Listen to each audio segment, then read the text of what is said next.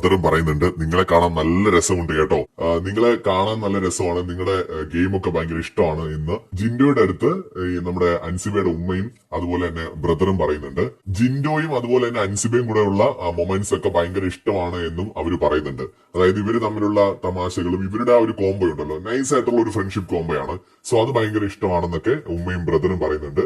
ജിൻഡോയെ അടുത്ത് വിളിച്ചിരുത്തി അവര് സംസാരിക്കുന്നുണ്ട്. അപ്പൊ ജിൻഡോയും പറയുന്നുണ്ട് ഇവിടെ പലരും ഇവള് പുറത്തു പോകേണ്ട ആളാണെന്ന് പറയുമ്പോൾ എനിക്ക് അങ്ങനെ തോന്നിയിട്ടില്ല, വളരെ ഷാർപ്പ് ആയിട്ടുള്ള ഒരു ഗെയിമറായിട്ടാണ് എനിക്ക് തോന്നിയിട്ടുള്ളത്. അൻസിബയും പറയാറുണ്ട് ഞാൻ എപ്പോഴെങ്കിലും ഒക്കെ ഡൗൺ ആയിരിക്കുമ്പോൾ എന്നെ മോട്ടിവേറ്റ് ചെയ്യുന്ന ആളാണ് ജിൻഡപ്പൻ എന്ന്. അൻസിബയും ജിൻഡോയും തമ്മിലുള്ള ആ ഒരു ഫ്രണ്ട്ഷിപ്പ് ഉണ്ടാവുന്ന സത്യം പറഞ്ഞാൽ അത് തുടക്കകാലത്ത് തന്നെയാണ് സീസണിന്റെ. അതായത് റോക്കി പോയപ്പോഴാണ് അത് കുറച്ചുകൂടെ വിസിബിൾ ആവുന്നത്. അതിന്റെ ഒരു റീസൺ എന്ന് പറയുന്നത് ആ സമയത്ത് ഗബ്രിയും ജാസ്മിനും അൻസിബയ്ക്കെതിരെയും ജിൻഡോയ്ക്കെതിരെയുമായിരുന്നു. അപ്പൊ അവരോട് ഫൈറ്റ് ചെയ്യുന്ന ഒരാളാണ് ജിൻഡോ.